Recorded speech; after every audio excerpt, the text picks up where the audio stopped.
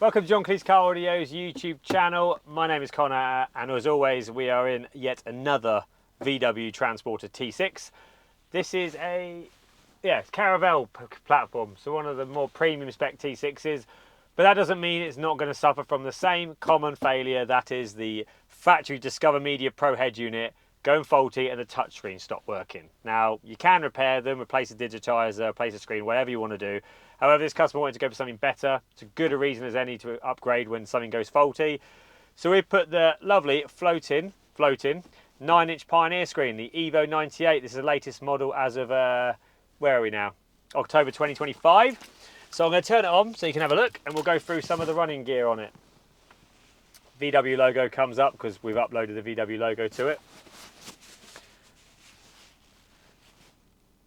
Full 9-inch touchscreen. We use a flush fit fascia, which is really nice, mounts up to the dashboard quite nicely.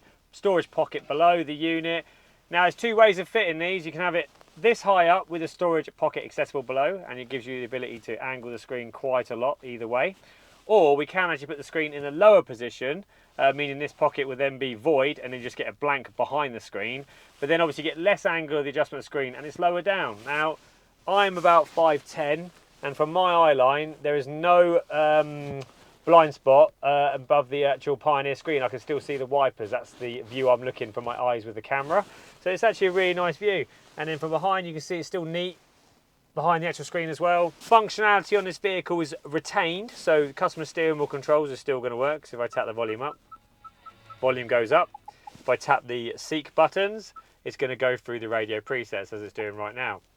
This car also has factory parking sensors, so if I put it into reverse, the customer is going to still retain the parking sensor overlay, where these are actually going to change to colours depending on how close you are for the back and the front.